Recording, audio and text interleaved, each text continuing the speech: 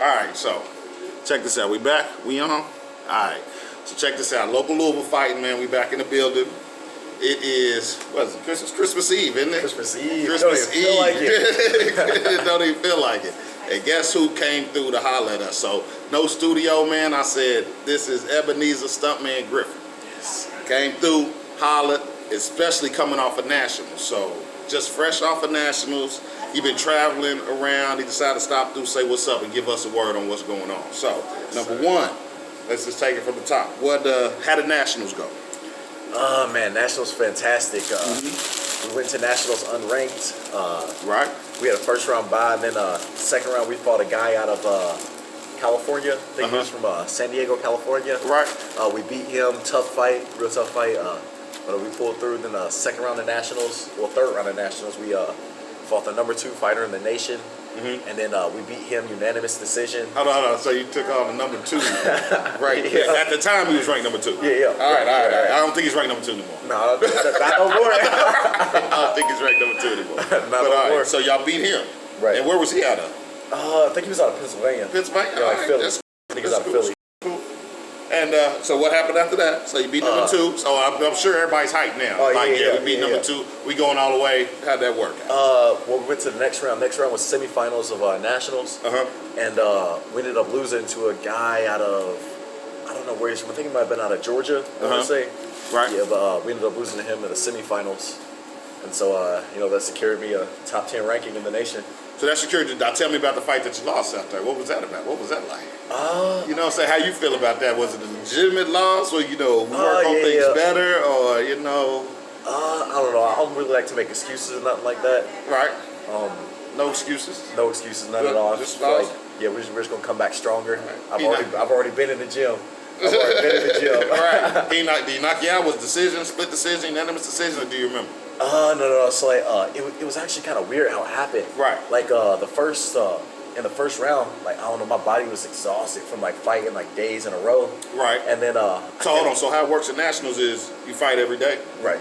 Do you fight twice in a day or do you just once a day? Every it's day? like back to back. So we had actually fought the day before at like 12 p.m. at night, and then I had to be up at 5 a.m. for a weigh-ins the next day. And so I'm trying to weigh in. It was rough. So I had to get up the next day at 5 a.m. Like adrenaline's pumping. I couldn't fall asleep till like 4 a.m. Right. I'm running off like 1 hour of sleep, man. And so next day, we go out there, and the refs actually had me up on the scorecards first, and then I ended up getting clipped, and then we ended up losing the fight. So man, it was rough way to go up. But you win some, you lose some. So that's how you ended up going out. And but you still managed to. What'd you do? You managed to be what? After it's all said and done, gave you a top 10 ranking? Right. Ranked number 7 in the nation. Number 1 in Kentucky. Right. Number 7 in the nation, number 1 in Kentucky. That's dope. That's dope. That's good. And just in case you didn't know, we on site, man. So we at Subway. We just eating, and he came through, and I was like, that's how we get down. You know what I'm saying? So you've been doing a lot of traveling lately, so a little bit. Explain that to me, man. I'll be seeing you. One time you was in Denver. You know what I'm saying? Next time, what'd you say? You might be in Cincinnati somewhere? Yeah. What you got going on there? So one of my brothers lives in Cincinnati. He plays football up there. Okay. And my other brother plays with the Denver Broncos, and so we was up there visiting him a little bit. Oh, you got a brother play for Denver? Yeah. He just got his first start, so we had to come see him up there play. He ended up balling out, man. It was. I couldn't figure out. So check us out. I'm ring announcer doing one of his shows. Comes out, and he comes out and he got this Broncos gear on. I have no idea. And I'm just like, all right, man, this guy's pimping. I ain't really tripping. I'm like, he's pimping. So I loved it, and now I see why you wore the jersey. You got brother in the pros up there. Right. So I try, it's like one of my things. Like I try to wear like a different jersey every fight. So I wear like a Cubs jersey. I come out in like just like Celtics jerseys. Hey, that Western Steph Curry. That Western Kentucky jersey was tight. It was authentic too. Was it? Yeah. That was tight. I gotta give it to you. That was fire. One of the coaches actually, Coach Tiff, they ended up letting me use the jersey. Did they? Yeah. So that's beautiful. Clutch. It was love. That's beautiful. Did you notice he ain't took a bite yet? So, you know what I'm saying? So he just got done working out this morning. I'm like, you gonna come through after you work out? He's like, yeah. I was like, well, let me buy you something to eat. We'll just talk and rap. Man, low calorie man. Low calorie man. I'm over here with a foot long, looking like a pig. He over here with a little 6-inch, talking about calories. So that's just so. All right, so explain the because you're in Bowling Green now, so right. That's where you're out of. So tell us the connection on the Louisville and Bowling Green connection that you got. Right. Okay. So coming out of high school, I originally went to Bowling Green for college. I was going to the Western Kentucky University. Right. And 2 semesters in, man, I was just straight miserable. Mm-hmm. Like I don't know, like grades were good and everything. I just didn't see a future in it. Like I didn't want to do that for the rest of my life. Right. And then I actually ended up shadowing this guy for like a job shadow, seeing what it would look like 10 years in the future. And what was the job? Marketing. Marketing. It was okay. like it was basically just sitting inside of like a box office like all day, and the edge wasn't for me. So just some real Creed stuff. Right. some real Creed stuff. Yeah. Right. And I don't know, I missed that excitement, of competing and like, fighting for something, man. And it was just gone. And so I made the really tough decision to drop out. And so we started. We ain't never stopped since. I feel that, and it's not a tough decision to drop out in college. Ain't for everybody, but we not mentoring here. But on that note, but college ain't for everybody, and if it works out for you, then it works out for you. Right. That's what they say. When I got back in the gym, actually, my coach asked me what I wanted to do, and I told him, I said, he said, "What's your dreams?" He's like, "What are your goals for boxing?" And I told him, I said, "I don't know." I said, "We're gonna take it one fight at a time." And I said, "At the end of the year, like we'll decide whatever like the end goal is." And then he was like, "All right." He said, "Just give me 110% of your effort, and then we'll see where we end up at the end of the year." You giving 110%, I don't see that being a problem. For what I've seen of you, I don't think giving 110% is not a problem with you. So after like my first few fights, I've been dominating and finally getting back into the swing of things. And then we ended up going to the Golden Gloves, Tri-State Golden Gloves in West Virginia. Right. And while we were up there, I was like, "This is my moment." That's what I was telling myself the whole time. Right. I was like, "This is my moment. Like this is gonna determine like what I'm doing for the rest of my life." Right. You know what I mean? Right. And so I just made it a point to like go out there and win every single night, and like not look back. And so we ended up winning Golden Gloves, and then when we came back, we still didn't say anything about what the end goal was, but in the back of my mind, I kind of knew. You know what I mean? And so we ended up having about 7 more fights that year. Right. And went out there, won them all. I fought down in Mississippi. Right. I fought everywhere, man. Tennessee. That is one thing I'll say about you. First time I met you, you ain't ducking a fight. Oh, no. My man ain't ducking nothing. He ain't ducking. Win, lose, or draw, he's not ducking. I'll give you that. Number 6 guy in the nation, went out there, beat him. Real good fight, unanimous decision. Then Nationals came around, and then we still didn't say, what the end goal was. Right. It was still just, take it one fight at a time, one day at a time. Right. Every day he would always tell me about trap fights. When you come off a big win, right, and you're fighting a guy who's not supposed to win, but staying focused, not laxing up off your training. Right. And so going into Nationals, I kept that in mind and went out there and we did our thing. So you don't. So when you go Nationals, you don't know who you're gonna get, or do you know? Right. So you just go down there and then however they pick it, or however they bracket. That's where they put you in. That's how that goes. Yeah. Oh my goodness, excuse me. That's good. That's cool. So we sitting in here, people walking in. You know what I'm saying? Hi. People walking in. So we do it right. They have no idea what we doing over here. So next thing, you're working out this morning. Your food intake. Tell me something about your food intake and what you be trying to do with your weight. How does that work? I eat pretty clean. Like I don't really eat fast food at all. Right. That's why I chose Subway. When I'm at home, like I live on my own, but like I cook for myself and whatnot. I cook like damn near every night. You feel me? Like, hey, your boy Ebby got a chef skill. I didn't go cap, man. I got low key a chef up there. I'm going to Bowling Green to eat. I'm gonna be up there. Are you gonna be fighting in January, February, March? You gonna be fighting up there in March? Yeah, March 19th. Yeah, I'll be up. Back. Yeah, is it gonna be your first fight back? Yeah. Cool. I'm gonna be there. I'm doing that. Hey, son. you know we gonna be rocking the house in there, but So my man cook live alone. No, I got 2 roommates. Okay. What's the life? I don't want to ask what the life's like up there in Bowling Green. How is it as far as how do they know you up there? Oh yeah. Yeah, I'm sure they know you. They like Absolutely. walk down the street like, hey, there go him.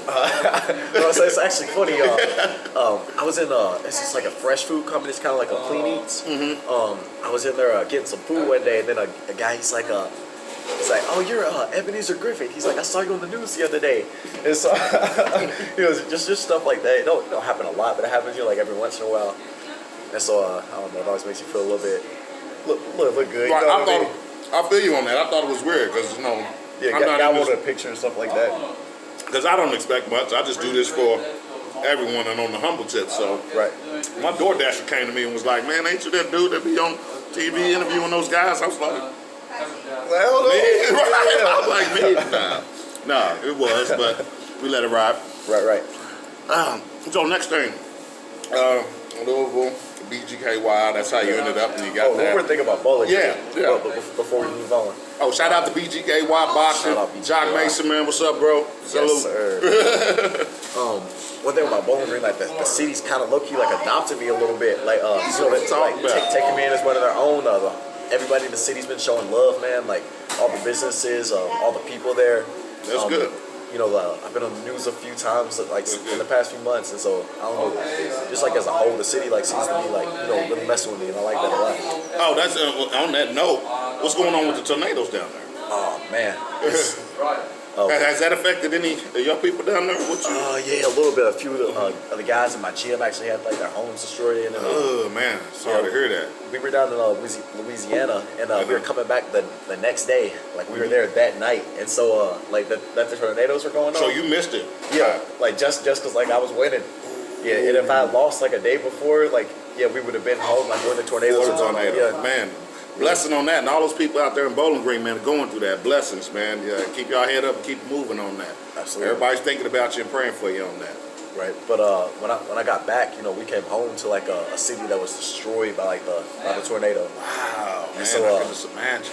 Me and one of my homeboys, we were actually out there just like helping people pick up debris of their homes and whatnot for a few days. People had dumpsters and whatnot. We were just going out there trying to like throw stuff inside of them. Right. Just help people to clean up, trying to help them. That's good though. That's good though. Because that was one of the things I meant to ask. I was like, he's from Bowling Green. Let's ask him about the tornadoes up there. From Louisville, man. Yeah, from Louisville in Bowling Green. So we got love for you. So yeah, that we do. So much to those people out there in Bowling Green, man, and those tornadoes, man. Blessings. We're keeping in your prayers, man. Keep your head up. Keep everything moving on that. So when you go into a tournament like Nationals and you don't know who you're going to fight and these are the best people and that's normally how it goes. The best people go to Nationals, right? Yeah. Right. So ain't no bums there. You know what I'm saying? Ain't no bums there. So best people go to Nationals, and there's a mentality. How do you get your mindset right on that? Because like on a red amateur fight, you know who you fighting. I'm gonna got him. I know who I'm fighting. Right. You're gonna go down here and they're just gonna pull and pick and pull, and you going here, you going there. Right. How do you get mentally prepared for that, man? Because you know what I'm saying, you can't no film it, no footage. You know what I'm saying? Right. I ain't never seen this cat before. Yeah. How do you do that? Well, honestly, I prepare for it the same way that I prepare for a regular club show. You can ask my coach about this. Whenever we're fighting for a club show, I don't ask him who I'm fighting. It's like even though the club shows I don't know who I'm fighting, I'm being so serious. And part of that, it helps me like prepare every single time. To the best of my ability. Because like I don't know if I'm fighting somebody top 10 in the nation, or if I'm going to be out there and it's going to be walking in the park. And so honestly, it just helps keep me focused. And I feel like preparation is key to success.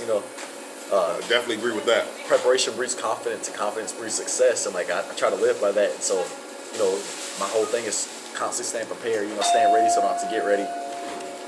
Hey, like I like to say, Kobe Bryant ready, baby. I'm Kobe. When you ask me, are you ready? I'll be like, Kobe Bryant ready. Let's go. My mentality. right. That's really what I have. So I can definitely feel you on that. No, but for Nationals, it was actually insane. Like the preparation we were doing. I had been in camp for about 5 or 6 months. Like we've been taking fights like almost every weekend. I ended up fighting 16 times that year.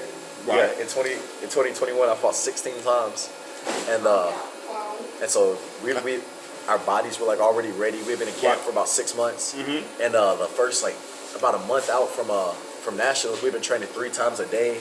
I've been running in the mornings about 6 a.m. and then I go home, shower, get to the gym about 9, have about a 2.5 hour session. Right. Then I'll come back again at 4 o'clock, have another session. Right. So 2 days or 3 days? What are Right. you doing? 2 days, 3 days? Both. Both. You do 3 days sometimes? Yeah, that's what I'm talking about. My 3 days will be like a long run in the morning, about 4 to 6 miles, 4 to 6 miles anywhere between there. Then go to the gym about 9, get about 2.5 hour session in. Then again at 4 o'clock, get about a 2.5 hour session in. Sometimes 3 hours, just depending on how it is. Next thing, what is man? So I noticed last time he was at the fight. You gotta explain this to me because we touched on it just a little bit. Right. What's up with the Duolingo, man? Bro, what's up? My man speaks Spanish. My man speaks English. I got 3 languages I speak: English, broke English, and good English. That's what I speak. This man speaks Spanish. Like, how did the Duolingo come into play? Right. So it actually kind of happened like when I was in high school, right? So I'm in high school and I wanted to take Spanish classes, and I went to the sales high school, right? So it's a little. Sales, shout out to sales. We ain't gonna really speak on that, but all right, we'll leave that alone. My bad. I wanted to learn Spanish because whatever career field I went into, I felt like it would be a huge advantage being able to speak Spanish. Just because being Duolingo would give me an advantage over any of my competitors, as far as like business wise. And so I ended up taking a few years of Spanish. And then when I actually got to college, I was working a construction job too while I was in college. Right. And a bunch of the guys who are in there with, they spoke Spanish, and I was like one of 3 Americans out there. You feel me? So like, yeah, ended up getting my Spanish skills like a lot better. And so right now I'm damn near fluent. Hey, you are. I'm sitting there. He talking. Next thing I know, he's like, I was like, oh, my man got skills. I was like, my man got skills. So let's see. What is let me see. Got another thing going on. Well, we talked about the tornado and you out there helping out and doing that, and you transition from BGK. Oh, your future, man. Yeah, we got to talk to the kid about his future. So, are you thinking about how long you gonna stay amateur, or what's in the works? How long are you thinking about staying amateur and then going pro? And what is your mindset of your process, or what are you going through when you are thinking about that in your future? Like, you're gonna be amateur for another. Matter of fact, hold on. Number one, how old are you? I'm 19 years old. 19. Okay. He ain't. I got an old soul though. He ain't legal. He's not legal yet. Hey, whoa. He legal that way. He can't bring nothing to drink. He can't buy nothing. He can't legally go in there and buy nothing. So you're 19. Right. So how's the pro? You know what I'm saying? I don't know. Right question to ask. How does that work? Are you going to stay longer? Are you thinking about pro? Right. So you could turn pro in the U.S. whenever you turn 18. Right. But right now we're looking at the 2024 Olympics as a possibility. Right. 24 Olympics come around, I'll be 22 years old. Well, I'll be 21 going on 22. Right. And so, we definitely have time right now. But we're also possibly looking at the end of next year, turning pro, going ahead and signing a contract. Right. So I actually have a few offers on the table right now. So Good stuff. You weighing out your options and things like that. Right.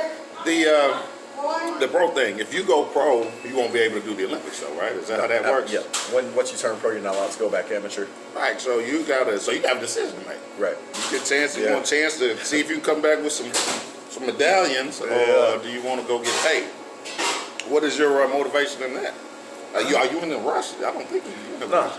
Honestly, I'm not really in a rush. Right. I feel like once you're at the top, like there's nowhere else to go. You can only go so high. Right. And so right now I'm enjoying the journey, honestly, in the amateurs right now. Like I'm having a lot of fun. Fighting like every other weekend. It's a blast going out there with your homeboys.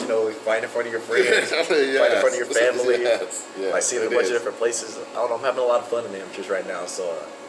I see myself staying here a little bit longer. Ain't too hard pressed about it. Can't live down here, but you are. You're supposed to enjoy the journey and you're supposed to enjoy the ride. I feel like everybody's always in a hurry to get to the top. I feel like there's nothing else to do. Like once you're undisputed, what are you gonna do? Right. And so it'll be like Floyd Mayweather and get some boxing networks. I don't know. Right. And so for me, honestly, I'm having a blast in the amateurs. I'm not in a hurry. I'm not gonna rush greatness. Right. I feel like everything has its own time. And it'll come whenever it's time, really. Right. So Nationals was down in Shreveport, Louisiana. You got your brother up in Denver. Shout out to Griffith and brother. I'll be looking now. Now when I see a Denver game, I'll be looking. I'll be like, what is that? Is that him? Jonas Griffith. I'll be like, is that him? You said you Cincinnati and a couple other places. Right. What was going on there? I got another brother in Cincinnati. Oh yeah, that was it. Yeah, another brother. He plays for Thomas More University. Amos Griffith. Yeah, shout out to him. Thomas More. We call ourselves the Goat Bros. Me and my little brother David. He's signed to play football with Indiana State Division I football. Yeah. I'm familiar with the Sycamore or something like that. Yeah. Sycamores. That's good. So we call ourselves the Goat Bros. You know, it's like hey, you gotta have some all time, man. You know, you gotta have something. We're all pretty tight, just like that. You know. Hey, well, like, shout out to your brothers, man. Shout out to your brothers, man. You always gotta have some support and strong and family. That's always a good thing. I'm trying to think if I'm going through. I got to. We kind of like support each other in like everything we do. So it's pretty awesome. You know, see each other, that succeeding. That is pretty awesome. That is pretty awesome. Ain't no ifs, ands, or buts about that. That is pretty awesome. And talk about your workout. So, anything you want to tell people before we get out of here? Okay. Comeback fight March 19th. Bowling Green, Kentucky, at the Sloan Convention Center. Your boy's making his comeback fight. We're fighting Alan Abu, #1 fighter in Tennessee. Should be a hell of a showdown. Really looking forward to it. Make sure you be there. Yeah, come through. Hey, I'm gonna be doing it. I'm gonna do the ring announcement. You know I got it. I'll be in there turning it out, getting everybody hyped. Remember, you come to watch the fights. I just keep you hyped. Hey, he can tell you right now, like our amateur shows are like pro shows. They're nice. They're nice, and I love doing them. Gonna be on pay-per-view too. Is it? Yeah, oh, that's good stuff. That's good stuff. Oh, so I'm gonna be on pay-per-view. Okay, yes, hold on. Let me get right. We gonna be on pay-per-view. Hey, we gonna be on pay-per-view. Let me get right. All right, man. So, Merry Christmas, Happy New Year, Ebenezer Griffith, #1 ranked amateur in the state of Kentucky, number 7 in the nation. Absolutely. That's right. I got it right. Yes, sir. All right, man. Merry Christmas, Happy New Year. LLF. We out. Yes, sir. That's what I'm talking about.